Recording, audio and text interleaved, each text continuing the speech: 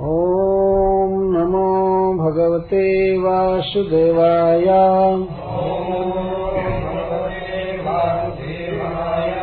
ॐ नमो भगवते वासुदेवाय।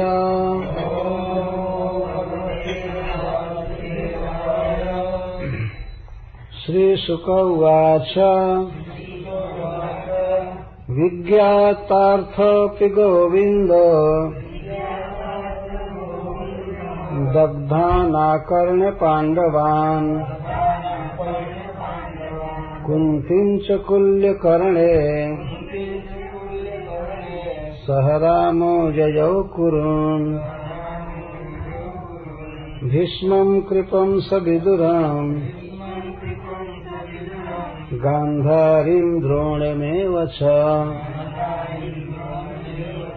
तुल्यदुःखौ च संगम्य हा कष्टमिति होचतुः। श्रीशुक उवाच। श्रील सुखदेव गोस्वामी ने कहा, विज्ञातार्थः वास्तविकता को जानते हुए अपि भी गोविंदः श्री कृष्ण दग्धान लक्षा भवन में जले हुए आकर्ण्य सुनकर पांडवान पांडवों को कुंतीं च और कुंती को कुल्यकर्णे कुलोचित संव्यवहार के लिए सह रामः श्री बलराम जी के साथ ययो गए कुरुन कुरु देश में हस्तिनापुर।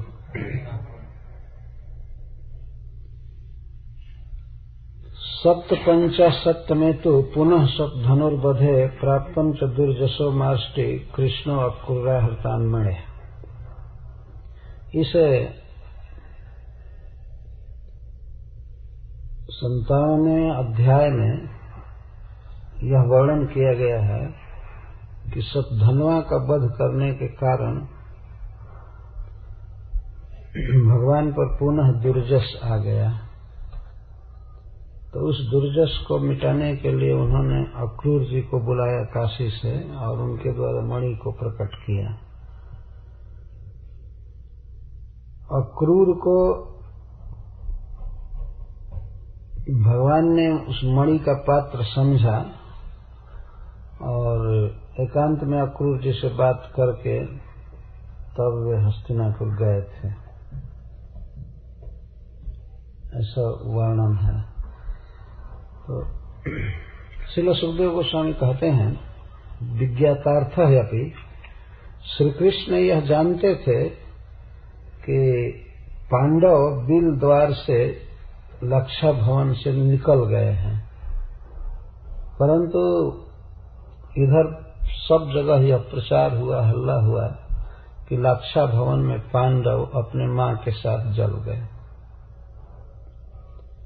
उनको जलाने के लिए ही दुर्योधन वह भवन बनवाया था जिसमें उनकी सम्मति थी। धृतराष्ट्र महाराज सब मिल करके एक ऐसा भवन बनाए थे जिसमें ऐसे मैटर लगाए गए थे, ऐसे मटेरियल लगाए गए थे जो बहुत फ्लेमेबल थे, बहुत ज्वलनशील थे, और थोड़ा सा ही आग पकड़ करके पूरा भवन अवलेश हो जाता। तो इस तरह से भवन बनाकर और महाराज धृतराष्ट्र ने कहा था कि बेटा, युधिष्ठिर से कहा था कि बेटा यहाँ 105 यानी 100 लड़के हैं मेरे, यहाँ संघट है, तुम राजा के पुत्र हो, तुम्हारे लिए मैं बहुत अच्छा भवन बनवा दिया हूँ, वहां जाकर के तुम लोग रहो। तो उसको जतुगृह कहते हैं या लक्षा भवन। तो उसमें महाराज युधिष्ठिर रहते थे, लेकिन एक दिन स्वयं ही भीम ने आग लगाया महाराज युधिष्ठिर के कहने से, और विदुर जी ने एक टनल बना दिया था, सुरंग बना दिया था भीतर से, तो उस रास्ते से पांचों भाई अपने मां के साथ निकल गए आग लगाकर। परंतु इधर सर्वत्र प्रचार हो गया कि पांडव जल गए, यहां तक कि 5 पुरुषों का शव झुलसा हुआ, जला हुआ, और एक स्त्री का भी शव मिला। तो एक भिलनी थी, वो आई थी अपने 5 पुत्रों के साथ, बरामदे में सो गई थी, जिसका पता नहीं था भीम को, और वह जल गए। 5 भाई जल गए और वो भिलनी जल गई थी।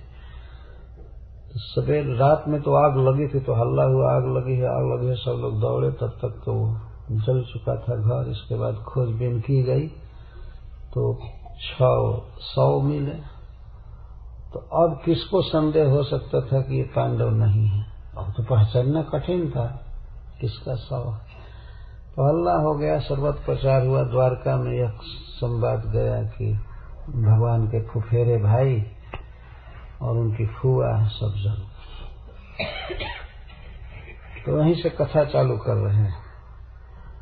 विज्ञातार्थ है अपि, अर्थ का अर्थ है वास्तविकता।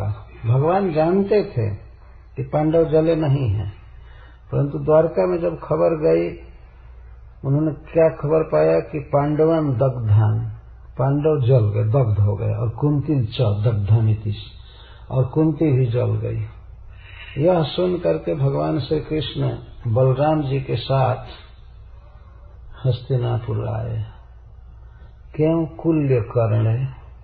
कुल्यकर्ण का अर्थ है कुलोचित व्यवहार के लिए ऐसे अवसर पर जाया जाता है, दुख में हाथ बटाया जाता है।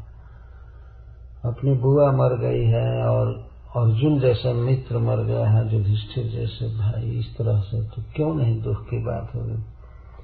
दोनों भाई बहुत रो रहे थे। द्वारका से ही प्रारंभ कर दिए रोना। पूरे रास्ते रोते हुए गए और वहां जा करके जब मिलते थे भीष्म पितामह आदि से, तो वहां भी रो रहे थे। यद्यपि विज्ञातार्थ जानते थे कि वे नहीं जले हैं, वे सुरक्षित हैं, बिल द्वार से निकल गए हैं, लेकिन ये भगवान की लीला है। बलराम जी भी रो रहे थे, वो भी रो रहे हैं। वहां जाकर के मिले। भीष्मम कृपम सविदुरम गांधारीम द्रोणमेवच तुल्य दुखौ च सौ संगम्य हा कष्टमिति ह उच्चतु। वहां जाकर सबसे पहले लोग भीष्म पितामह से मिले, कृष्ण बलराम। और भीष्म पितामह भी जानते थे कि मर गए हैं पांडव, उनको पता नहीं था कि वो नहीं मरे। कृपम और कृपाचार्य को पता था कि मर गए। यहां तक कि विदुर जी तक को विश्वास था कि वो मर गए, क्योंकि वो 6 लाश जो मिला जला हुआ, तो अब विदुर जी को भी संदेह नहीं, विदुर जी को भी विश्वास हो गया कि 5 मर गए। तब विदुर जी भी बहुत दुखी थे। और कृपाचार्य, भीष्म पितामह, गांधारी, माता गांधारी को धृतराष्ट्र और दुर्योधन के इस दुरभिसंधि का पता नहीं था, इसलिए वो भी बहुत दुखी थे। और चकार से और भी अनुक्त कुछ लोगों से मिले दोनों भाई। तुल्य दुख, जितना भीष्म पितामह आदि को दुख था, उसी तरह से इन दोनों भाइयों को भी दुख था। तुल्य दुख। भीष्मादि भी तुल्य दुख, भीष्मादि के समान ही इनको दुख था। और हा कष्टम इति हो चतु, हाय हृदय, इतना कष्ट आ गया, ऐसे आ गया, हाय हाय, हमारे 5 भाई मर गए और बुआ मर गई।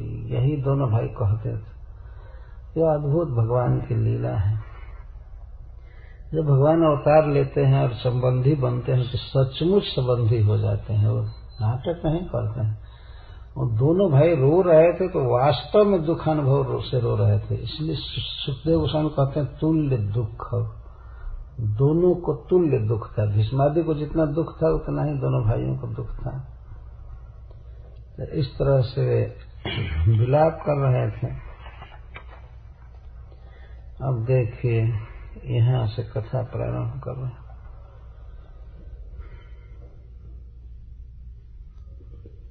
भगवान की आज्ञा नहीं मानने के कारण सत्राजित पर अनर्थ आया।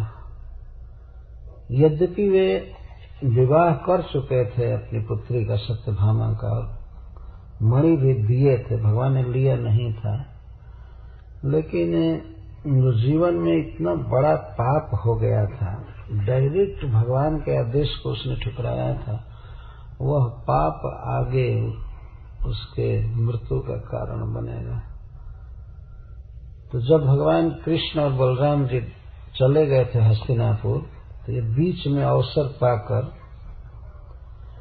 अक्रूर और कृतवर्मा सतधन्वा के पास पहुंचे, उसके घर। सतधन्वा एक वीर व्यक्ति था, नहीं था बदमाश, ऐसा अच्छा व्यक्ति नहीं था। तो लब्ध्वा एतद अंतरम राजन, हे महाराज परीक्षित, आप राजनीति जानते हैं, यह अवसर पाकर के कृष्ण बलराम नहीं है, तब सतधन्वा नमुचतु, सतधन्वा से बोले, कौन कौन? अक्रूर कृतवर्माणौ, अक्रूर और कृतवर्मा। मणि कस्मा न गृह्यते, मणि कस्मा न गृह्यते त्वया इति शेष, तुम मणि क्यों नहीं ले लेते हो? और उसको जाकर दोनों बहकाने लगे। एक तो वैसे ही वो खराब व्यक्ति था, लेकिन उसके मन में ऐसा नहीं था कि मणि लेने का साहस कर पाए सत्यजीत के यहाँ से। तो ये लोग दोनों जाकर कहे, कस्मात मणि न गृह, मणि कस्मात न गृह, तो क्यों नहीं मणि ले लेते हो? अब जानते हो समन तक मणि कितना महत्वपूर्ण है, कितना सोना उगलता है, ले लो। तो उसने कहा कि ऐसे कैसे कह रहे हैं, कृष्ण के ससुर हैं सत्यजीत, सत्यभामा के पिता हैं, तो कैसे मैं ले सकता हूं? क्या आपका कहने का इरादा है? उसे जाकर के मांगू, वो मांगने पर देगा, और जबरदस्ती कैसे कर सकता हूं? कृष्ण बलराम को पता लगेगा तब तो वो कहता, तुमको पता है कि वे दोनों हस्तिनापुर गए हैं तो दोनों हस्तिनापुर गए, यहाँ है नहीं, तो इसलिए कृष्ण बलराम से जो भय होगा वो है नहीं। फिर भी वो कहा कि आखिर क्या उपाय हो, तो देगा नहीं, जीवित रहते हुए तो दे नहीं सकता है। तब ये लोग कहते हैं तो उसे मारो, मार करके लो। लेकिन सतधन्वा कहा कि नहीं, आखिर क्यों मारे, क्या अपराध किया है उसने? तो ये दोनों कहते हैं, यो अस्मभ्यम प्रतिश्रुत्य कन्या रत्नम विगर्ह्य नः कृष्णाया दान सत्राजित कस्मात् भ्रातरम अन्वियात्। वह प्रतिज्ञा किया था, वचन दिया था मेरे साथ विवाह करने के लिए सत्यभामा का, कृतवर्मा ने कहा है, उसमें अक्रूर जी भी शामिल थे। वो बोल नहीं रहे थे, लेकिन दोनों साथ में थे, तो दोनों का ही वचन माना जाएगा कि अस्मभ्यम प्रतिश्रुत्य, हम लोगों के प्रति वचन दान दिया था, प्रतिज्ञा किया था सत्यजीत कि सत्यभामा का विवाह करेंगे, लेकिन उस कन्या रत्न को, श्रेष्ठ कन्या को कृष्णाय अदात, कृष्ण के लिए दे दिया। हमें इसका दुख नहीं है कि कृष्ण से विवाह किया, दुख इस बात का है कि कृष्ण से विवाह किया उसने अपनी पुत्री का, तो हमारा अपमान हो गया। आखिर लोग तो कहेंगे कि कृतवर्मा बेकार था, कोई गुण नहीं था, इसीलिए सत्यजीत ने कह करके भी कन्यादान नहीं, तो बिगर है ना, इसमें मेरी निंदा। आखिर हमारी कितनी बड़ी बदनामी किया, शुरू में ही नहीं कहा होता कन्यादान के लिए, विवाह की बात नहीं किया होता तो कोई बात नहीं, लेकिन एक बार कह करके और फिर प्रचार हो कि नहीं नहीं सत्यजीत विवाह नहीं किए क्योंकि कृतवर्मा में बहुत दोष है। या क्रूर जी और कृतवर्मा उसको जाकर बहका रहे थे, उसके मन में भाव पैदा कर रहे थे कि ये मारने लायक आदमी है सत्यजीत। इस तरह से वचन दे करके और कृष्ण से विवाह कर दिया। कौन गलती किया जो कृष्ण से कर दिया? कुछ आचार्यों का मत है कि अक्रूर जी से भगवान मिल करके गए थे हस्तिनापुर और कहे थे कि आप प्रधान हैं, आप जो भी उचित हो करते रहिएगा। तो उनकी तो इच्छा थी कि इस तरह से तो लोक में दिखाया जाए कि भगवान की आज्ञा भंग करने का क्या दुष्परिणाम होता है। जगत के हित के लिए भगवान इस बात को प्रकाशित करना चाहते थे। तो अक्रूर जी से वो बहुत मिल कर गए थे कि जो भी उचित होगा, आप जो भी सोचेंगे सब होगा, और आप तो हमारे चाचा हैं, हमारे आंख हैं, सब कुछ हैं। तो चले गए थे। तो एक प्रकार से भगवान की भी अनुमति थी अक्रूर जी के लिए, डायरेक्ट उन्होंने कहा नहीं था। तो अक्रूर और कृतवर्मा जाकर कहने लगे कि हमको प्रतिज्ञा करके कन्या नहीं दिया, कन्या भी दे दिया, कृष्ण को रत्न भी दे दिया, कन्या रत्नम च, अथवा कन्या रत्नम, कन्याओं में श्रेष्ठ सत्यभामा को दे दिया। तो सत्राजित भी क्यों नहीं अपने भाई के मार्ग पर ही चला जाए। कस्मत न सत्राजित कस्मत भ्रातृमन, क्यों नहीं अपने भाई के मार्ग पर जाए। भाई किस मार्ग पर गया था? प्रसेन मर गया था। तो कस्मान मृयता मिति अर्थात क्यों नहीं ये भी मरे। सत्राजित को भी प्रसेन के मार्ग पर ही क्यों न भेज दिया जाए। प्रसेन कौन मार्ग पर गया था? परलोक मार्ग, मतलब मर गया था। ये भाषा अजीब है। वह भी क्यों न मरे, तो मारो। इस तरह से बहुत लोग समझाए, मारने लायक, और धन बहुत मिलेगा। एवं भिन्न मति स्ताभ्याम सत्राजितम असत्तम शयानम बधिलोभात सपाप क्षीण जीविता। इस प्रकार इन दोनों के द्वारा उसकी मति भिन्न हो गई।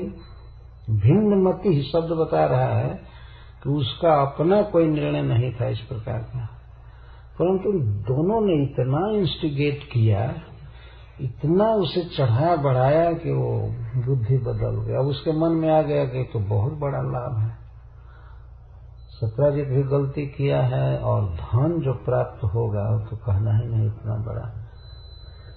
तो गया और सोए हुए सत्राजित का वध कर दिया। क्यों किया? लोभ से। और सुखदेव गोस्वामी कहते हैं सच कहिए तो उसकी उम्र खत्म हो गई थी, मतलब सब धनवा की भी। सब पाप क्षीण जीवित, ऐसा काम करने जा रहा है, अब ये थोड़े जीवित रहेगा। सत्राजित को तो मार दिया, लेकिन अब तो तुरंत इसकी भी मृत्यु होगी ना। कृष्ण को पता चलेगा, बलराम जी को, तो वे तो कभी छोड़ेंगे नहीं। तो सुखदेव गोस्वामी कहते हैं कि वो सत्राजित को मारा क्या, उसकी भी मृत्यु बिल्कुल निकट आ गई थी, इसीलिए उस मृत्यु ने ही प्रेरित किया उसको सत्राजित का वध करने। कोई बहुत बड़ा दुष्कर्म कोई कर देता है तो समझना चाहिए कि उसकी आयु खत्म हो चुकी है। अब इतना बड़ा साहस किया अब कि सत्राजित का वध किया, तो अब ये भी मरने वाला है।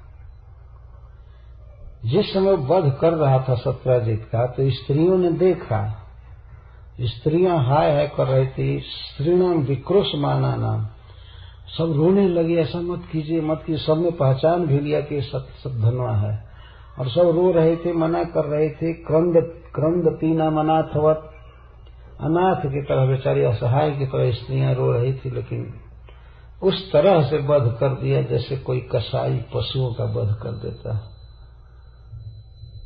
पशु का जैसे बकरा आदि का वध कर देता है, इस तरह से उसने वध कर दिया। और मणि मादा जगमिवान, और मणि लेकर के चला गया। ये रात की घटना थी, रात में सोया था, जाकर वध कर दिया। अब सवेरे क्या हुआ? सत्यभामा च पितरम हतम वीक्षसुचार्पिता व्यलपत्ता तथा तेति हा हतास्मेति मुह्यति। जब सवेरे सत्यभामा जी ने सुना कि मेरे पिता की हत्या हो गई, और जाकर के देखा भी, तो सुचार्पिता उस शोक से व्याप्त हो गई। मन में शोक व्याप्त हो गया, विलाप करने लगी, हा पिताजी, हा पिताजी, हा तात, हा तात, हाय मैं मारी गई, मैं पितृहीन हो गई। इस तरह से सत्यभामा जी विलाप कर रही थी।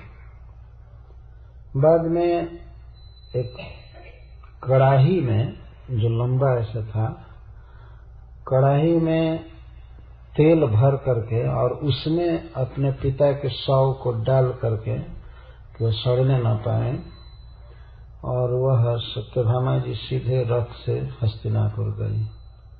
तो भगवान वहां गए हुए थे।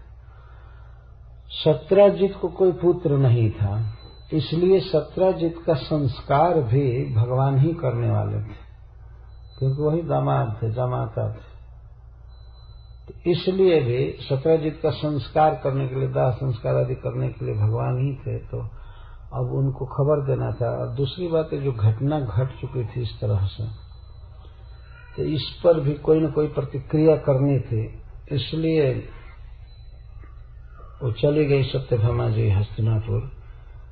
कृष्णाय विदितार्थ तप्त आचख्यो पितुर्वधन, बहुत तप्ता थी, तप्ता आचख्यो कहा, अपने पिता के वध के विषय में सारी बातें सुनाया कि सब धनवा ने किया, ऐसे किया, ये किया, वो किया, कृष्ण से सुनाया।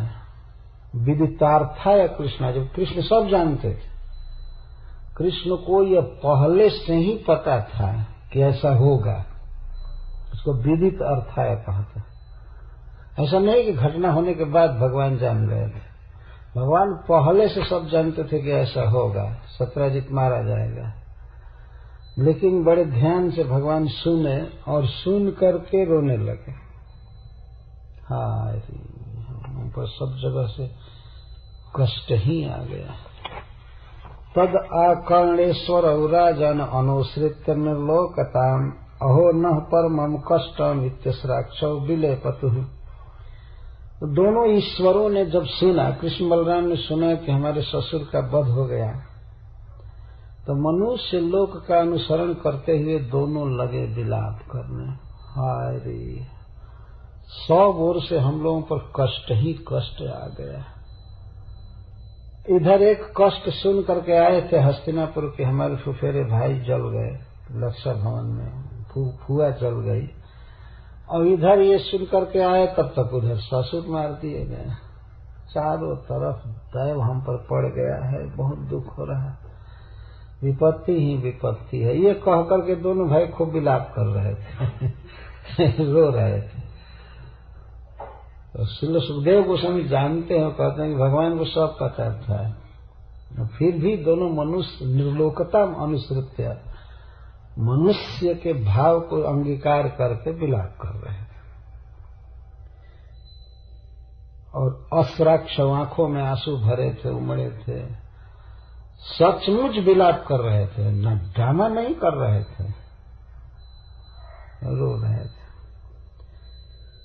तो आगत्य भगवान तस्मात् सभार्जा साग्रजा पुरम, वहां पर पांडवों की अन्त्येष्टि क्रिया आदि करके ये जो होता है सब कुछ, उसमें भाग ले करके, और वहां से दोनों भाई आए अपनी पत्नी के साथ और बड़े भाई के साथ भगवान द्वारका आए। आकर के वे सब धनवानम हंतुम हरतुम मणिम ततः आरे थे।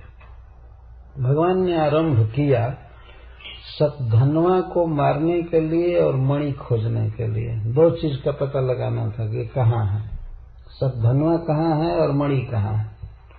भगवान ने आरंभ किया। आरंभ किया का मतलब कि सबसे पहले जब कृष्ण जी बलराम जी के साथ भगवान आए तो उन्होंने ये पता लगाया कि सतधनवा जो वध किया है हमारे ससुर का, तो और कौन कौन लोग उसमें सहायक थे। ये बुद्धिमानी थे, भगवान ये पता लगाना प्रारंभ किए। ऐसा नहीं कि अकेले वो ये काम किया होगा, इतना साहस उसका हो नहीं सकता, तो कोई न कोई यहाँ पर सहायक होगा। और कौन कौन थे, किसने इंस्टिगेट किया, कौन साथ दिया, इसके लिए भगवान पता लगाने लगे और सतधनवा का वध करना था। तो सत्यभामा जी ने साफ कहा था कि सतधनवा ने मारा है मेरे पिताजी को, तो लाइफ फॉर लाइफ, उसको तो जीवन दंड देना ही था सतधनवा को। लेकिन और कौन कौन लोग भाग लिए हैं इसकी खोज करने के लिए भगवान अपने अंतरंग बंधुओं से मिलना प्रारंभ किए। अरे अपने आदमियों से मिल करके काम करना चाहिए, ऐसा नहीं कि और फंस जाए कोई विशेष विपत्ति में, किसी को मारने चले और संकट में पड़ जाए, तो अपने लोगों से मिलना चालू किए। कृष्ण जब आए द्वारका और इस बात का पता चला शतधन्वा को कि वे गोष्ठी कर रहे हैं मेरे वध के लिए और मणि के लिए, सोपि कृष्णोद्यमं ज्ञात्वा भीतः प्राण परीक्षा, अब तो प्राण रखने की लालसा से कैसे मैं जीऊंगा, अब कैसे जीऊंगा कृष्ण से द्रोह करके इतने बलवान से। जैसे कृष्ण को तो ऐसे भी बलवान कहेंगे कि बलवान जैसे धन जिसके पास धनवान कहते हैं, तो इनका बड़ा भाई तो खास बल ही है, तो बलवान है जो हमेशा बल से युक्त है। तो ऐसे बलवान से बैर किया, अब कैसे प्राण बचेगा। तो वो सबसे पहले कृतवर्मा के पास गया। सहाय कृतवर्माणम अयाचत सचाब्रवीत, कृतवर्मा के पास जा करके कहा कि अब हमारा प्राण बचाइए। अब आपके कहने से मैं यह कार्य किया, सत्यजित का वध किया, मेरा प्राण बचाइए, मेरी रक्षा कीजिए। तो कृतवर्मा तो भगवान को जानता था, उनकी महिमा को वो कहता है सच अब्रवीत। कृतवर्मा कहा ना हम ईश्वरयोः कुर्याम हेलनम राम कृष्णयोः, मैं कृष्ण और बलराम का प्रतिकूल नहीं कर सकता। कोई और होता तुमको मारना चाहता तो मैं धनुष बाण उठाकर देख लेता, लेकिन कृष्ण बलराम से विरोध नहीं कर सकता। जानते हो दोनों कौन हैं? ईश्वरयोः, वे दोनों ईश्वर हैं, साक्षात भगवान हैं, उनसे मैं लोहा नहीं ले सकता। कौन क्षेमाय कल्पित तैर्वृजनमाचरण, कौन है तीनों लोकों में जो कृष्ण बलराम का अपराध करके और कुशल से रह सके? कोई नहीं है। हमारी क्या गिनती, हमसे तुम सहायता मांग रहे हो। अरे कंसः सहानुगोपित जद्वेषा त्याजितः श्रेया, तुमको पता है ना कि जिनसे द्वेष करने के कारण कंस का राज्य गया, प्राण गया, सब खत्म हुआ। कंस मरने वाला व्यक्ति था, लेकिन कृष्ण से द्वेष किया तो उस हालत में चला गया। और फिर उसके बाद उसका ससुर जरासंध सप्तदश संयोगान विरथो गता, जरासंध भी युद्ध में 17 बार बिना रथ के लौटा था अपने घर। इसका सारी सेना मार दी गई थी, सब कुछ। हमेशा तपोवन में जाता था, विरथ गता, उधर से रथ पर चढ़ कर आता था, मथुरा से पैदल जाता था ये हालत थी। 17 बार हारा जरासंध जैसा व्यक्ति। तो हम किस गिनती में? हम कभी कुछ नहीं कर सकते। और खबरदार कभी कुछ कहना मत कि हमने तुमको कुछ कहा था। हम क्या जानते थे तुम इतनी मूर्खता करोगे कि स्त्रियां देख लेंगी उसका वध करने में। तुमको हमने कहा, लेकिन बुद्धि भी दे क्या, उसे क्यों मारा? जब स्त्रियों ने देखा तो तुमने क्यों वध किया? अब तो बात खुल गई। हम अब कुछ भी सहायता नहीं करेंगे। और खबरदार कभी किसी से मत कहना कि मैंने भी कुछ कहा था। अब तो टका सा जवाब दे दिया, हम कुछ नहीं कर सकते। और वो तो बेचारा प्राण बचाने के लिए छटपटा रहा था, कौन मरना चाहेगा। तो फिर वो प्रत्याख्यात स चाकुरम पार्श्वी ग्राहमयाचत, फिर वहां से जब जवाब मिल गया तो वो अक्रूर जी के पास गया। अक्रूर जी ने भी इसको इंस्टिगेट किया था। कहा भी होगा कि कोई संकट आएगा तो हम लोग देख लेंगे, ऐसे कहा भी होगा। लेकिन जब आ गया संकट तो अक्रूर जी कहते हैं सोप्याह को विरुद्धे तब विद्वानिशोय और बलम, कौन ऐसा मूर्ख व्यक्ति होगा इस संसार में जो दोनों ईश्वरों के बल को जानते हुए भी उनसे विरोध करेगा। तो हम कृष्ण बलराम के साथ विरोध नहीं कर सकते। वे दोनों ईश्वर हैं, दोनों भगवान हैं। कृतवर्मा भी कह रहे दोनों ईश्वर हैं, अक्रूर भी कह रहे दोनों ईश्वर हैं। दोनों ईश्वर से कौन लड़ेगा? या इदम लीलया विश्वम सृजतवती हंति च चेष्टां विश्वसृजोजस्य न विदुर्मोहिता जया। जानते हो इस विश्व की सृष्टि कौन करता है? तो कृष्ण और बलराम दोनों एक ही तत्व हैं, इसलिए एक वचन में बोल रहे हैं क्रूर जी। वही कृष्ण या बलराम इस विश्व की रचना करते हैं, इसको पालते हैं और संहार करते हैं। ये संपूर्ण विश्व उनके नियंत्रण में। अब ये तो लगे कृष्ण कथा कहने, सहायता क्या करेंगे अक्रूर जी? भगवान की महिमा गाने लगे। या इदम लीलया विश्वम सृजति अवति हंति च। सृजति सृष्टि करते हैं अकेले, और अवति रक्षा करते हैं, पालन करते हैं, और हंति च। चेष्टा विश्व सृजोजश्च न विदुर मोहिता जय। यहाँ तक कि विश्व की सृष्टि करने वाले ब्रह्मा शिव आदि भी भगवान के अभिप्राय को नहीं जानते हैं कि कब क्या करना चाहते हैं। कृष्ण के और बलराम के अभिप्राय को ये लोग भी नहीं जानते। वे सब उनकी माया से मोहित रहते हैं, भगवान की माया से मोहित रहते हैं। अतः हम तुम्हारी रक्षा नहीं कर सकते, और कभी किसी से मेरा नाम मत बताना कि मैंने तुमको कुछ कहा था इस विषय में।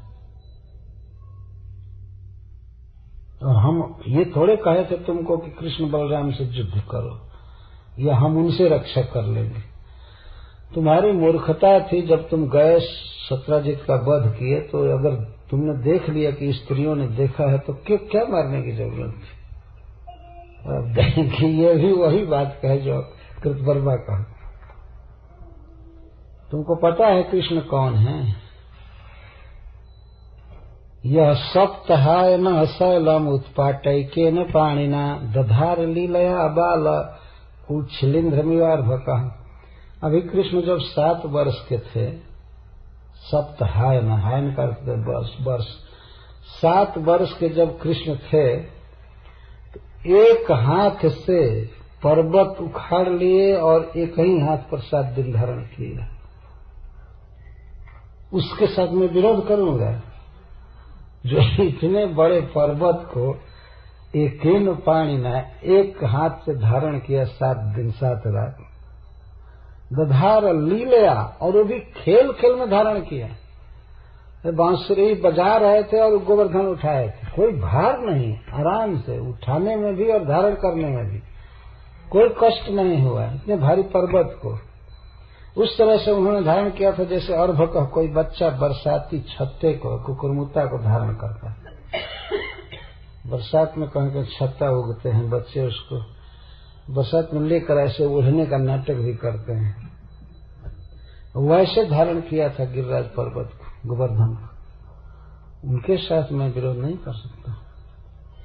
अब तो अक्रूर जी तो गिरवर धारण की कथा में रम गए। तो भक्त हैं, भगवान की लीला में रमे हुए। वो रक्षा की प्रार्थना कर रहा है तो एक कृष्ण कथा कह रहे हैं। इस तरह से एक उपलक्षण है। इस तरह का और अन्य भी बात वो सब कहे कि काली का उन्होंने दमन किया, यह किया, वह किया, सब किया। तो अक्रूर जी का तो स्वभाव है भगवान की लीला में आविष्ट रहते हैं, इसीलिए सब धनों की बातों पर उन्होंने कान ही नहीं दिया। सीधा भगवान की महिमा कहने लगे और कहे कि हम कुछ भी नहीं कर सकते। सद्धमा ने कहा कि तो आप क्यों कहे उस समय आकर, मेरे घर पर आकर के आप लोग कहे कि तुम सद्धमा का वध करो। तो अक्रूर जी ने कहा क्या मैं कहूंगा कुआं में कूदने के लिए तो कुआं में कूदोगे?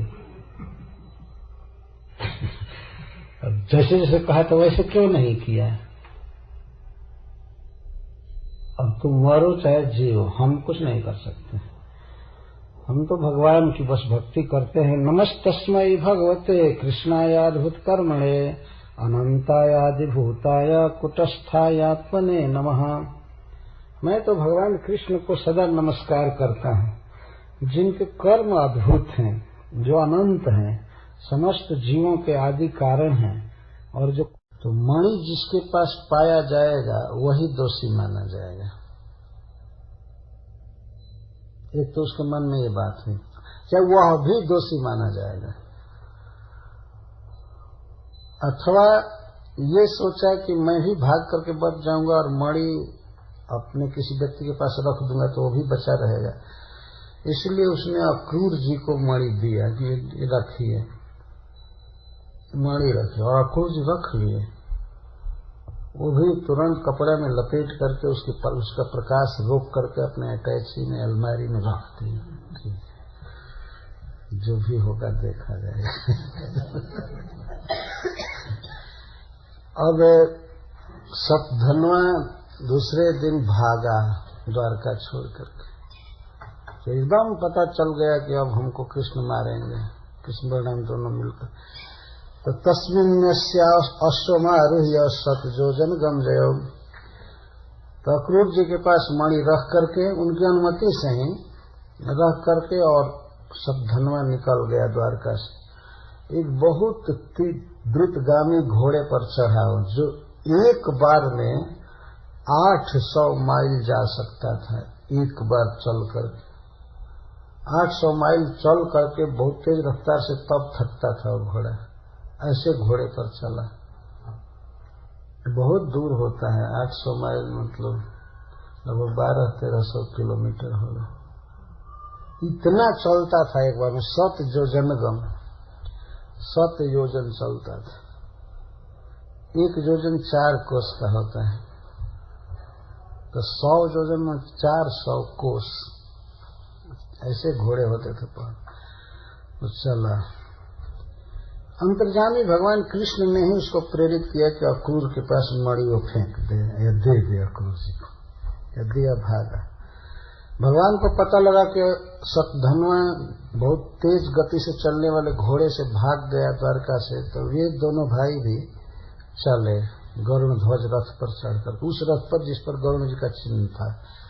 गरुण ध्वज आरोप्य आरुह्य रथम राम जनार्दन अन्वयाता महावेगई रस्वै राजन गुरुद्रुहम।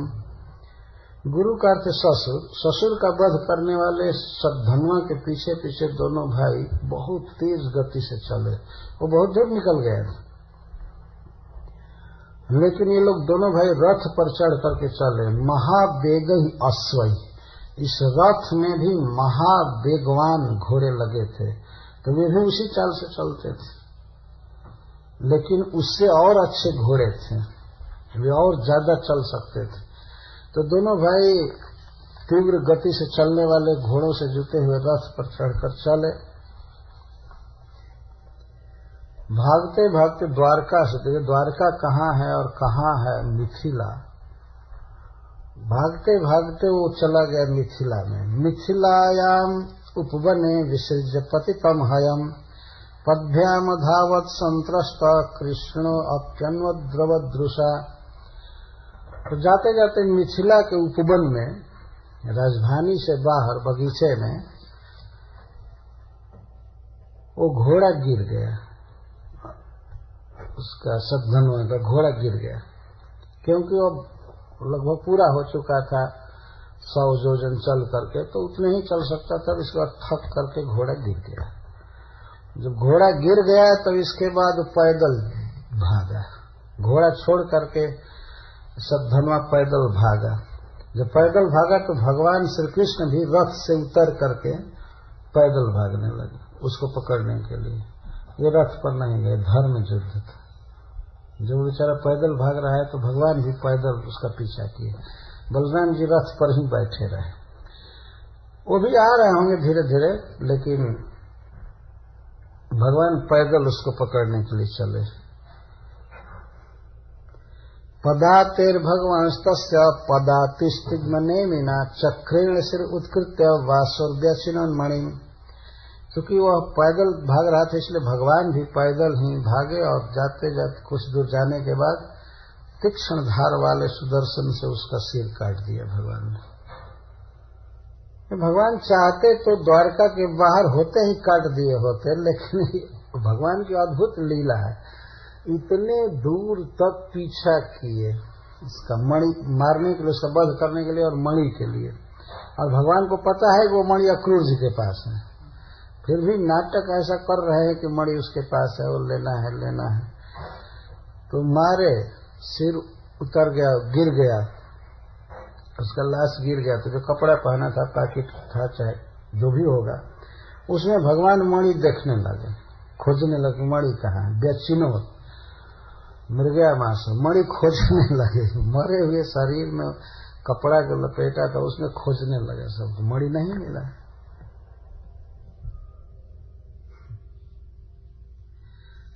तो यहाँ प्रश्न होता है कि भगवान इतना दूर तक क्यों आए उसका पीछा करते करते, और यहाँ आकर के दिखा रहे कि मणि नहीं मिला।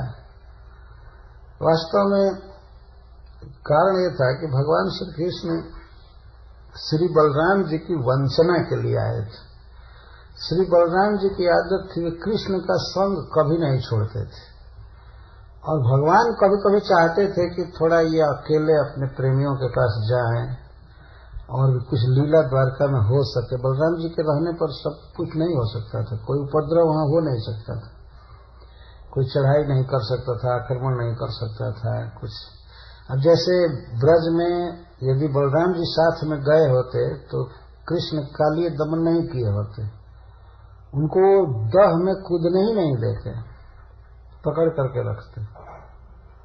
तो कुछ लीला भगवान करना चाहते हैं, उसमें वो चाहते हैं कि बलराम जी ना रहे। तो ये चाहते थे कृष्ण की, हमारे बहुत बड़े भक्त हैं बहुलास्व महाराज, जनकपुर के राजा जनक महाराज, उनके यहाँ बलराम जी को भेजना चाहते थे। इसीलिए ये सद्धनवा का पीछा करते करते मिथिला के उपवन में चले गए, और वहां उसके पास मणि खोज करके आ करके फिर बलराम जी से कहते हैं, अलब्ध मणिरागत्य कृष्ण आहाग्रजान्तिकम वृथा हतः सद्धनुर्मणिस्तत्र न विद्यते। भगवान ने आकर के अपने अग्रज बलराम जी से कहा कि वृथा हतः सतधनु, सद्धनुआ वृथा मारा गया, मणिस्तत्र न विद्यते, मणि इसके पास नहीं है, मैं तो खोजा मणि नहीं है, वृथा हतः, ये व्यर्थ मार दिया गया।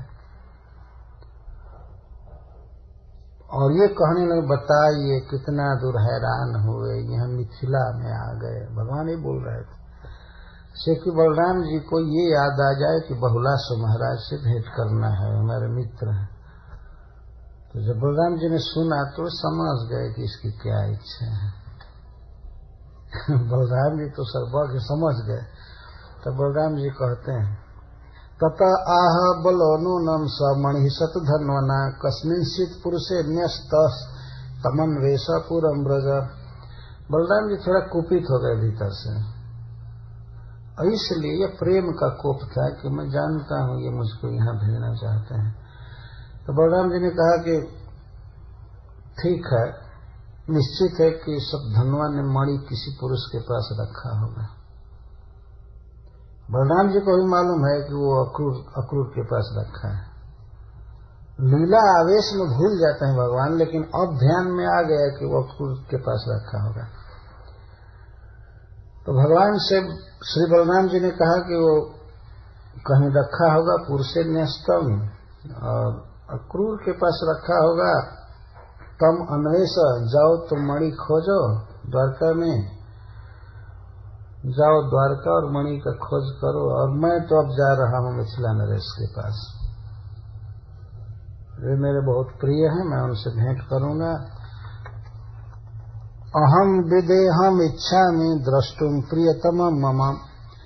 राजा विदेह है, जनक महाराज हमारे बहुत प्रिय व्यक्ति हैं, मैं उनसे दर्शन करना चाहता हूं, उनसे भेंट करना चाहता हूं, और तुम जाओ द्वारका, जो करना हो करो, मणि खोजो, घर जाओ, जो करना हो करो। बलराम जी थोड़ा सा क्षुब्ध हो गए कि कृष्ण हमको यहाँ भेजना चाहते हैं,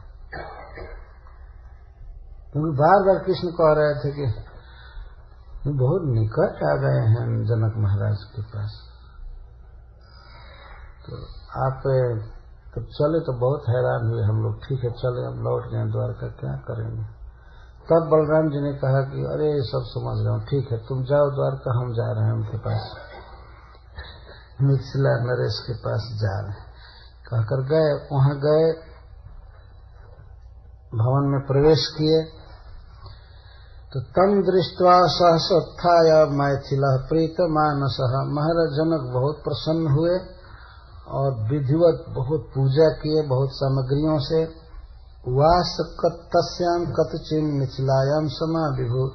श्री बलराम जी कुछ वर्ष तक रहे वहां, समाकार से संवत्सर, कुछ वत्सर रहे, बहुत दिन बिताए वहां पर। तो ये प्रश्न होता है कि महाराज जनक कुछ स्वागत सत्कार में ढिलाई भी किए होंगे जब इतना दिन रह गए। तो कहते नहीं, मानतः प्रीति युक्ते न जनके न महात्मना। जनक महाराज एक महान भागवत पुरुष हैं, बहुत प्रसन्न थे बलराम जी के वहां रहने से, उनको जबरदस्ती रोके थे और बहुत खुशी के साथ। ततो शिक्षत गदाम काले धातराष्ट्र सुयोधन, वहीं पर दुर्योधन आया बलराम जी का पता लगा करके, और वहीं पर बलराम जी ने उसको गदा युद्ध की शिक्षा दिया था। गदा से कैसे युद्ध किया जाता है बलराम जी ने सिखाया था उसको। तो दुर्योधन का ट्रेनिंग बहुत था गदा युद्ध में, भीमसेन का बल बहुत था लेकिन ट्रेनिंग ज्यादा नहीं लिए थे। दुर्योधन बहुत अभ्यास किया था और श्री बलराम जी ने सिखाया था। अब तो ये तो बलराम जी की कथा है। अब केशव की कथा सुनी जो ब्रज में आकर किया। केशव द्वारका नित्य निधनम शतधन्वनः अप्राप्तिम च मणिम प्राह प्रियायः प्रियकृत विभु। और उधर उनको तो वंचित किए ही, वंचित का अर्थ है कुछ बात छिपाना श्री बलराम जी से। अब सत्यभामा से भी कुछ बात छिपा रहा। यहाँ आकर के भगवान ने सत्यभामा जी से, अपनी प्रिया से कहा कि शतधन्वा का निधन हो गया, मार दिया गया, लेकिन मणि उसके पास नहीं मिला। जैसे लगता है कि इनको पता ही नहीं है कि मणि क्या हुआ, कहाँ हुआ। सब पता है कि अक्रूर जी के पास मणि है। प्रियाया प्रियकृत विभु, तो शतधन्वा मारा गया, यह प्रिया का प्रिय था। और रो रहे थे, विलाप कर रहे थे अपने पिता के निधन से, इसलिए उसका बदला चुकाकर भगवान ने उसका प्रिय किया। ततः स कारयामा स क्रिया बंधुर्हत वै। इसके बाद भगवान ने वह क्रिया किया जो अपने मरे हुए बंधु के लिए की जाती है। यहाँ बंधु का अर्थ ससुर, ससुर मर गए थे और बिना पुत्र के थे, इसलिए कृष्ण ही उनके पुत्र हुए, तो उन्होंने सब क्रिया किया। यहाँ तक दाह संस्कार भी किया और सब क्रिया किया। साकम सोर्द्वी भगवान या शिव सांपरायिका। परलोक में जीव की शुभ गति के लिए जो जो क्रियाएं अपेक्षित हैं शास्त्र द्वारा, लोक द्वारा, वो सब क्रिया भगवान ने किया। या शिव सांपरायिका। सांपरायिक का अर्थ होता है परलोक में सुख के लिए, शुभ गति के लिए यहाँ पर कुछ किया जाता है तो सांप्रदायिक क्रिया कहते हैं। कभी कभी लोग अपने जीवित अवस्था में ही कुछ ऐसी क्रिया कर देते हैं, अथवा जो हम लोग मान लीजिए जीवित है तो ये धर्म करते हैं, बहुत से दान करते हैं, श्रीमद् भागवतम सुनते हैं, पढ़ते हैं, ये सब सांप्रदायिक क्रियाएं होती। इस लोक में भले कोई लाभ न दिखता हो लेकिन परलोक में बहुत बड़ा लाभ है। और खास करके मरे हुए स्वजन के लिए कुछ किया जाता है, उसको सांप्रदायिक क्रिया कहते हैं। तो भगवान ने सब किया, बड़े ढंग से किया, तो टाला नहीं। अक्रूर कृतवर्मा च श्रुत्वा शतधन और बधम व्यसतुर्भय वित्रस्त द्वारकाया प्रयोजक। अक्रूर और कृतवर्मा ने जब यह सुना कि शतधन्वा मार दिया गया तो ये लोग भी द्वारका से भाग गए, क्योंकि प्रयोजक शतधन्वा को मणि चुराने में ये लोग इंस्टिगेटर थे, ये कहे प्रयोजक थे, इसलिए ये दोनों भाग। तो जहां तक अक्रूर जी की बात है, भगवान की अनुमति थी इस विषय में कि अक्रूर जी मणि लेकर के जाएं, वो तो यज्ञ करते हैं, दान करते हैं, गरीबों को खिलाते हैं, इसलिए वो ठीक है, भगवान चाहते थे। मणि का वास्तविक उपयोग यही था, किसी के पास धन हो तो यज्ञ हो, दान हो, खूब उत्सव चले, भोजन कराया जाए। तो अक्रूर जी इस विषय में बहुत सिद्ध थे। तो वे तो भगवान की अनुमति से, ऐसा शास्त्रांतर में कथा है कि भगवान से पूछ करके वे काशी चले गए। भगवान ने कहा कि आप जाइए जाइए वहां। काशी उनकी मां का नैहर था। वहां पर एक काशी नरेश थे। तो एक बार वहां वर्षा नहीं हो रही थी काशी क्षेत्र में, तो स्वफल्क जी, अक्रूर जी के पिताजी वहां गए हुए थे। तो उनके साथ अपनी कन्या का विवाह किया काशीराज ने, काशी नरेश ने। तो वहां खूब वर्षा हुई थी। तब से मान्यता थी कि स्वफल्क जी जहां जहां रहते हैं वहां वर्षा बहुत अच्छी होती है, बीमारी नहीं फैलती है, कोई दुख नहीं होता है शारीरिक मानसिक किसी को। तो उसके बाद यह भी मानता थी कि उनके पुत्र अक्रूर जी भी वैसे ही गुण वाले हैं। वे भी जहां रहते हैं वहां वर्षा होती है, सब सुख रहता है, संपत्ति रहती है। अक्रूर जी में दान देने की दान देने का उनको बहुत शौक था, अभिरुचि थी। किसी किसी पुरुष की भोगने में रुचि रहती है, ऐसे घर बनाओ, ऐसा ये करो, इसी संकल्प में रहता है। कुछ लोग कैसे भगवान की सेवा होगी या कैसे दूसरे का उपकार होगा, इसमें ज्यादा रुचि रखते हैं। तो अक्रूर जी को दानपति कहा जाता है। कंस भी इनको दानपति संबोधन करता था, दान देने वाले में सर्वश्रेष्ठ। तो अक्रूर जी तो चले गए काशी, जानते थे भगवान। तभी प्रश्न होता है कि कृतवर्मा को क्यों छोड़ दिए थे? कहीं भागा होगा तो भगवान को तो पता होगा। लेकिन श्रीपाद श्रीधर स्वामी जी कहते हैं कि जब अक्रूर जी पर कोई एक्शन नहीं लिया भगवान ने, तो कृतवर्मा पर भी नहीं ले सकते थे। क्यों? कि यदि वे अक्रूर जी को छोड़ देते और कृतवर्मा को दंडित करते तो भगवान का भक्त पक्षपात प्रकट हो जाता है। तो भगवान इसको छिपाना चाहते थे। अगर अक्रूर जी को दंडित नहीं करते हैं और कृतवर्मा को करते हैं तो लोक में प्रकट हो जाएगा कि अक्रूर इनके भक्त हैं, इसलिए वो द्रोह भी करें, दुराचार भी करें, तभी ये माफ कर देते। तो इसलिए भगवान दोनों को उपेक्षा कर देते। उपेक्षा केवल कृतवर्मा की किए, लेकिन अक्रूर जी को तो जानते थे कि दान कर रहे। तो फिर लेकिन एक बात का बहुत बड़ा प्रचार हो गया कि कृष्ण सद्धन्वा का वध तो किए, लेकिन अक्रूर भी तो उसने इंस्टिगेट किए हैं, तो उनका ये कुछ नहीं कर रहे हैं, कृतवर्मा को कुछ नहीं कर रहे हैं। और मणि नहीं मिलने पर लोगों में यह दोष बुद्धि हो गई कि सद्धन्वा के पास मणि नहीं है और कृष्ण ने उसका वध किया। कृष्ण को जानकारी है कि मणि किसके पास है, उसका कुछ नहीं करते हैं, वध नहीं करते हैं, और सद्धन्वा का वध कर दिए। और मणि कहाँ है ये पता होते हुए नहीं दंड दे रहे हैं। तो इसका मतलब कि मणि को चुराने में कृष्ण का हाथ है। कृष्ण की योजना से मणि सब चुराया गया है। और कृष्ण यह कह करके हस्तिनापुर चले गए थे कि उनको कोई चोर न कहे। ये बात फिर फैलने लगी, जोर शोर से द्वारका में फैलने लगी कि ये मणि चुराने में कृष्ण का हाथ है। सामने देने पर नहीं लेते हैं, लेकिन पड़े हुए हैं कि किसी तरह हमारे हाथ में आ जाए। खुलम खुला लोग अपने घरों में ये सब बातचीत करते थे। भगवान ने सोचा कि ये तो अद्भुत बात हो गई।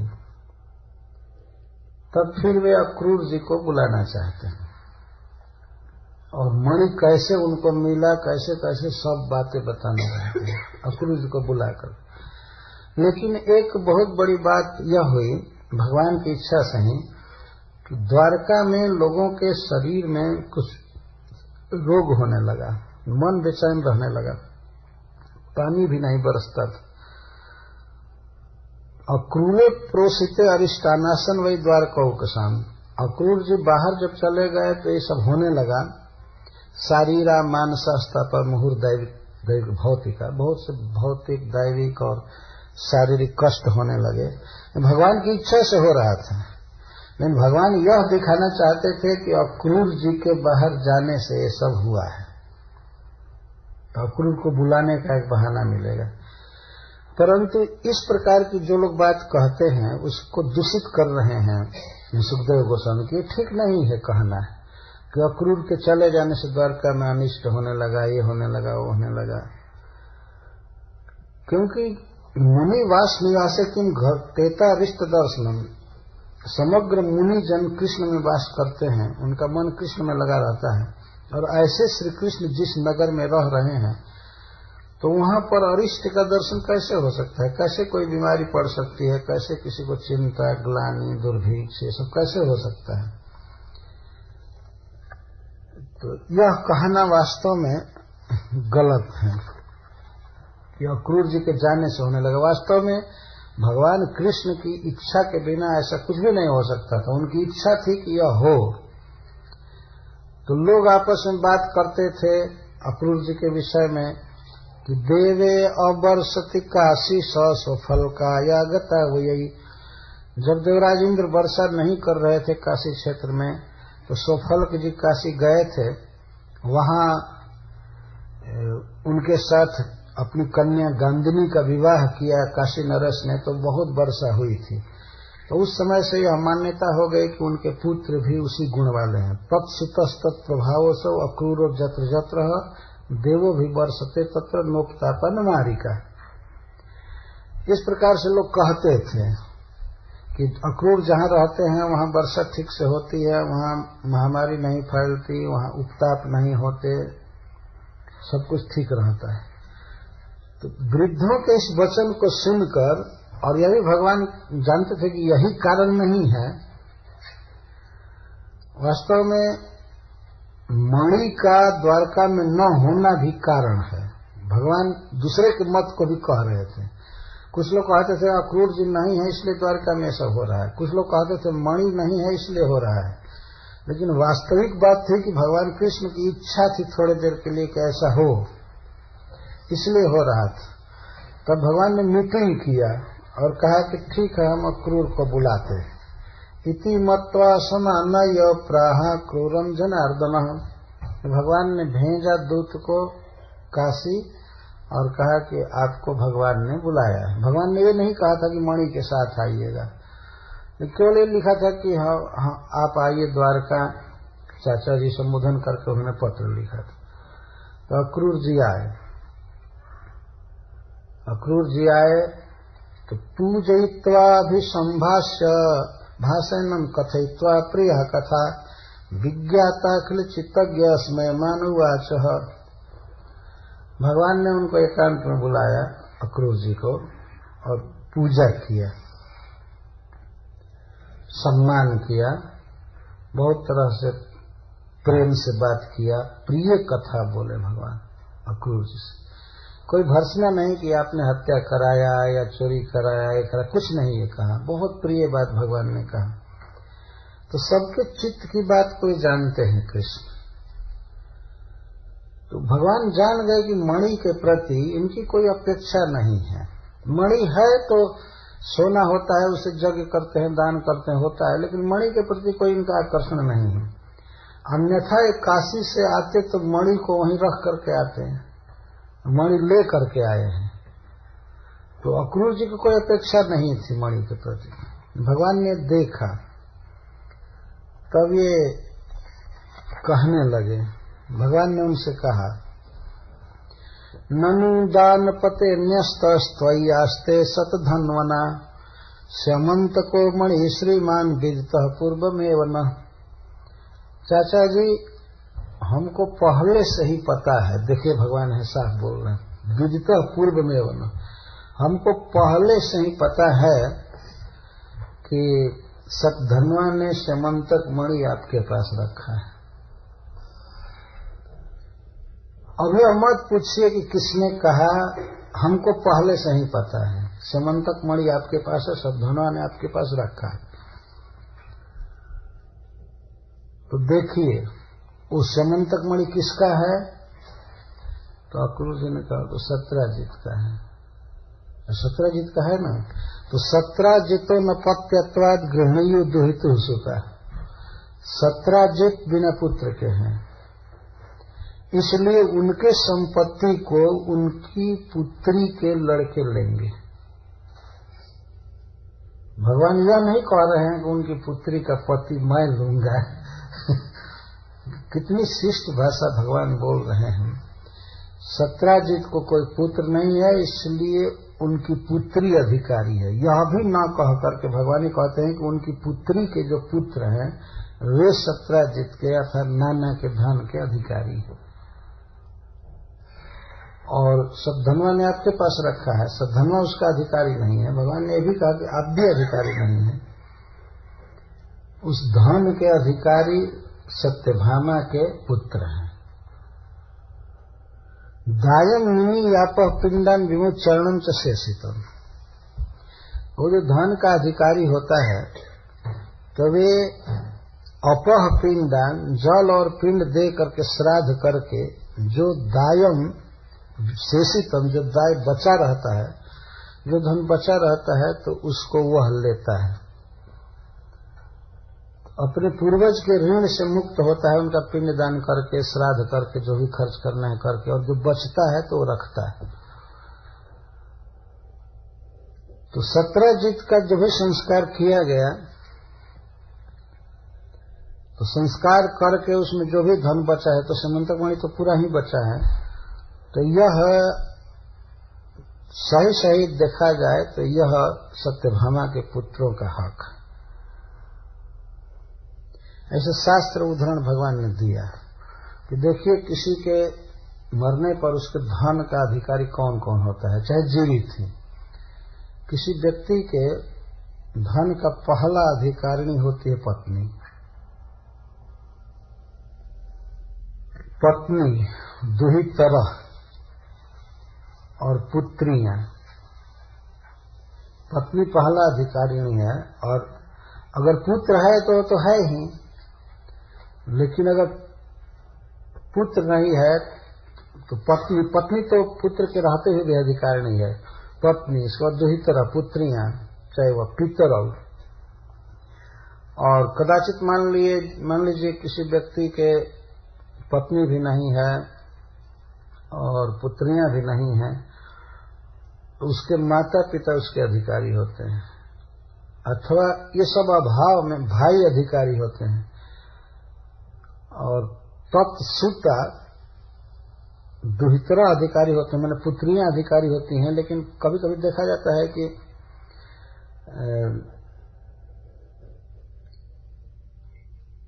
दुहिता मन कहीं विवाह हुआ है लड़की का, वह अपने पति के साथ सती हो जाए तो उसके जो लड़के होते हैं वे धन के अधिकारी होते हैं, अथवा भाई के लड़के भतीजा धन के अधिकारी होते हैं। ये गोत्रजा या अपना कोई बंधु किसी के न रहने पर अथवा शिष्य या कोई ब्रह्मचारी धन का अधिकारी होता है। ये सब शास्त्र में व्यवस्था है, सब कंप्लीट निर्णित है। ऐसा नहीं कि झगड़ा में पड़ जाए कोई धन की कौन अधिकारी होगा। तो सत्रजित के धन के अधिकारी सत्यभामा के पुत्रगण हैं।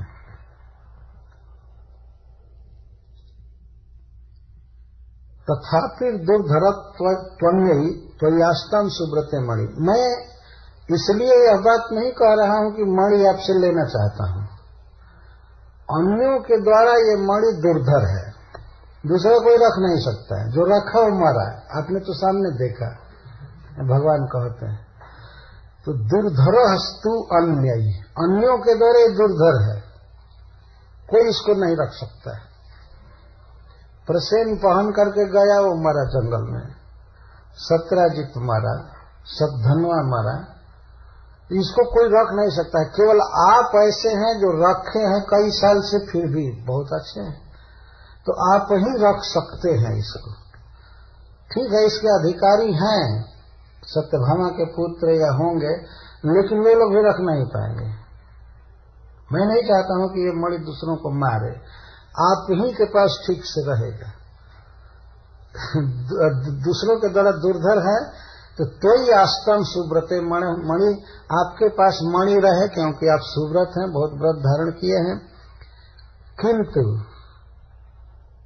एक काम कीजिए कि मणि को ला करके उग्रसेन जी के सामने भरी सभा में दिखाइए और बताइए कि आपको मणि कैसे मिला है। बस इतना ही काम। इस बार मणि आप रखिए, हमको मणि से कोई मतलब नहीं, ये तो सबको मारता जा रहा है मणि। केवल आप ही हैं जो यज्ञ कर रहे हैं इस मणि के द्वारा, आपके पास ठीक है, और सबके लिए मारक। तो किंतु माम अग्रजो सम्यक न प्रत्येति मणि प्रति, आप रखेंगे, आपके अलावा कोई नहीं रख सकता है, लेकिन आपको पता है कि मेरे खास अग्रज मुझ पर विश्वास नहीं कर रहे हैं मणि के विषय। उनको भी संशय है कि मणि चुरवाने में, हड़पवाने में मेरा भी हाथ रहा है। उनको पता नहीं क्या हो गया है, विश्वास नहीं कर रहे। न प्रत्येति, पतिया नहीं रहे, न विश्वसिति इति अर्थ, हम पर विश्वास नहीं कर रहे। तो चाचा जी आप मणि ला करके और पूरा पूरा समझाइए कि कैसे आपका मणि मिला हुआ है, बस हमारा अपजस खत्म हो, मणि आपके पास रहे, आप यज्ञ करते हैं, मैं जानता हूं। दर्शयस्व महाभागवत, चाचा जी आप महान भाग्यशाली व्यक्ति हैं, आप उस मणि को दिखा दीजिए। बंधुनाम शांति मावह, बंधुओं में शांति कराइए, कोई किसी के प्रति दोष दृष्टि न करे। तो भगवान ने यह भी कहा कि और आप ये नहीं कह सकते हैं कि मणि आपके पास नहीं है, ऐसा नहीं कह सकते। क्यों? क्योंकि अविच्छिन्न मखास्ते वर्तनते रूप में वेदया, आपके द्वारा जो इतने बड़े बड़े यज्ञ हो रहे हैं जिसमें सोने की वेदियां बनाई जा रही हैं, तो इसके पीछे आप क्या अपना इनकम दिखाएंगे बताइए। तो मणि नहीं है तो ये सब यज्ञ कैसे कर लेते हैं आप? अब कुछ ने कहा नहीं मणि तो है मेरे पास तो भगवान ने पहले ही कहा कि आप कह नहीं सकते कि आपके पास मणि नहीं है, नहीं तो सरकार को आपको दिखाना होगा कि इनकम कहां से हो रहा है। और रुक वेदय मखा, जिन यज्ञों में सोने की वेदियां बनाई जाए, अरे बाप इतनी आय इतना बड़ा इनकम तो मणि के कारण हो रहा है ना।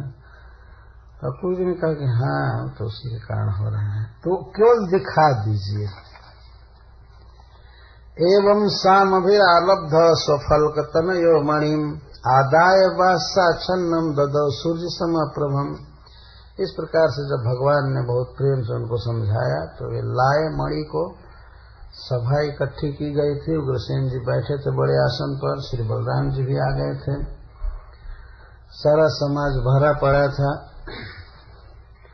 अक्रूर जी लाए मणि को, पहले तो अटैची से निकाले, कपड़ा में रुमाल में लपेटे थे बहुत अच्छी तरह कि प्रकाश बाहर न जाए, नहीं तो भेद खुल जाता। तो निकाले भरी सभा में, पहले अटैची खोले, खोल करके फिर कपड़ा हटाए, देखिए सूर्य समप्रभ, सूर्य के समान प्रकाश, और दिखाए। समंतकम दर्शयित्वा ज्ञातिभ्यो रजयात्मनः विमृज मणिना भूयस तस्मै प्रत्यपयत प्रभु। तो भगवान ने लिया हाथ में और कहा कि देखिए ये मणि है, ये समंतक मणि है। चाचा जी आपको ये मणि कैसे मिला, आप कृपया सब बात समझाइए। और क्रूर जी ने भरी सभा में कहा कि जब आप दोनों भाई हस्तिनापुर चले गए थे तो हम और कृतवर्मा सब धनवा के घर पर गए। अब जो भी हमारे मन में आया हमने कहा कि मणि क्यों नहीं ले लेते हो और सत्राजित का वध क्यों नहीं कर देते हो। तो वध किया, इसके बाद हमारे पास सहायता के लिए आया कि हमको बचाओ, हमने साफ जवाब दे दिया हम कुछ नहीं कर सकते, तो मणि हमारे घर रह करके चला गया। तो मैं भी मणि को लेकर अपने मामा के घर चला गया काशी, वहां जाकर के यज्ञ करता था, ये मणि है। तो भगवान के हाथ में मणि था उस समय। तो जक्रूर जी ने कहा कि हमारी जो भी गलती हो हमें क्षमा किया जाए, ये मणि की कथा है। तब भगवान ने कहा, सबसे पूछा कि सच सच बोलिए सब लोग, आप लोगों को विश्वास हुआ कि मणि कैसे हरण किया गया था, सत्राजित का वध कैसे हुआ, क्या हुआ? सबने कहा कि वो सब कुछ पता चल गया। तो इस प्रकार भगवान ने मणि दिखा करके अपने बंधुओं में जो उनके प्रति दोष दृष्टि थी, कलंक था, उसको दूर किया। अब इस कथा के श्रवण कीर्तन और स्मरण का फल बता रहे हैं सुखदेव गोस्वामी। यस्ते तद भगवत ईश्वरस्य विष्णोर विरजाढ्यं वृजिनहरं सुमंगलं च आख्यानं पठति शृणोत्यनुस्मरेद्वा दुष्कीर्तिं दुरितमपोह्य जाति शांति। जो कोई व्यक्ति परम ईश्वर भगवान श्री कृष्ण के इस आख्यान को सुनता है, इस प्रसंग को, 2 अध्याय को इधर पीछे वाले को 2 अध्याय की कथा को जो सुनता है, अनुस्मरण करता है और बोलता है, वह दुष्कृति को नष्ट कर देता है, उसका दुर्जस खत्म हो जाता है। और दुर्जस का जो मूल कारण है दुरित, अर्थात कर्म बंधन, बुरे कर्मों का फल, वो सब नष्ट हो जाता है। यह प्रसंग वीरजाढ्यम है, भगवान विष्णु की वीरता से, प्रभाव से परिपूर्ण है। वृजिनहरम, सब प्रकार के दुख को हरने वाला, सुमंगलम च, और सुमंगल करने वाला है, सौभाग्य देने वाला है। तो जो कोई इसे सुनता है, कहता है या स्मरण करता है, उसका दूषित कर्म बंधन समाप्त हो जाता है, उसकी दुष्कृति समाप्त होती है और वह शांति में जाती, वह परम सुख प्राप्त करता है, शांति प्राप्त करता है। इस प्रसंग को केवल सुनने, कहने और स्मरण करने से उसे शांति मिलती है। इसलिए कहा गया सुमंगलम च और वीरजाढ्यम, भगवान का के वीर्य का इसमें वर्णन है। इतने बड़े धन को भी लेने की भगवान को कोई इच्छा नहीं, जबकि वह उनको धन दहेज में मिला था, खास ससुर ने दिया था, उस पर हक था, फिर भी भगवान उसे नहीं लिए, लौटा दिए। भगवान में कभी कोई लोभ नहीं है। और वो क्या सेमंतक मणि रखकर करेंगे? जिनके पास कौस्तुभ मणि है, वो सेमंतक मणि क्या करेगा उसके साथ? हम कुछ भी नहीं। तो भगवान के वीर्य का वर्णन है, भगवान की भगवत्ता का, उनके वैभव का, गुण का वर्णन है इस प्रसंग में। तो कोई भी व्यक्ति जो इसे सुनता है, कहता है या स्मरण करता है, तो उसका सब तरह से मंगल होता है। वृजिनहरम सुमंगलम च, वृजिन का अर्थ जितना भी दुख आने वाला है वो नहीं आ पाएगा, यह आएगा भी तो अति क्षीण होकर के आएगा, तो वृजिन हरम कहता है। और सुमंगलम, जीवन में जो सौभाग्य है, सत्कीर्ति, बड़ा बड़ा कर्म करना, भगवान के चरण कमल की प्राप्ति आदि, सब इससे होता है। और लास्ट में कह रहे हैं कि इससे दुष्कृति खत्म होती है। किसी का कोई नाम बिगड़ गया है दुनिया में, दुष्कृति, झूठा नहीं, सच्चा, सचमुच जो गलत काम किया है, जिसको धिक्कारा जा रहा हो समाज में, लेकिन इस प्रसंग को व्यक्ति सुने, कहे, बोले, तो फिर उसके द्वारा ऐसे ऐसे कार्य होने लगते हैं कि उसकी सब लोग प्रशंसा करेंगे। अब दुर्जस कोई नहीं कहेगा, क्योंकि दुर्जस का जो मूल कारण है वो है दुरितम। दुरित का अर्थ होता है वह कर्म जो फल देना चालू हो गया है, बुरा कर्म, जो दुरित कहते। पीछे जो हम लोग कर्म किए हैं, उन्हीं कर्मों का ही फल हम लोगों के सामने आता है। तो भगवान की कथा में वो शक्ति है कि पहले के कर्म फल को जलाकर भस्म कर देती है, कथा की विशेषता है। और जीव अपार शांति को प्राप्त करता है, सुख को प्राप्त करता है। शांति मतलब सुख, निश्चिंतता। तो इस कथा का ये फल है। रुक्मिणी मंगल का यह प्रसंग ऐसे अवसर पर यहाँ हुआ भगवान की व्यवस्था से, जबकि मैंने सुना कि कई कन्या और वर का विवाह भी हुआ है, कल भी होने वाला है अमी का विवाह। इसके पहले सर्वेश का हुआ ना। तो इस प्रसंग पर अच्छा लगा हमें कि विवाह के अवसर पर विवाह की कथा परम मंगलमयी हुई।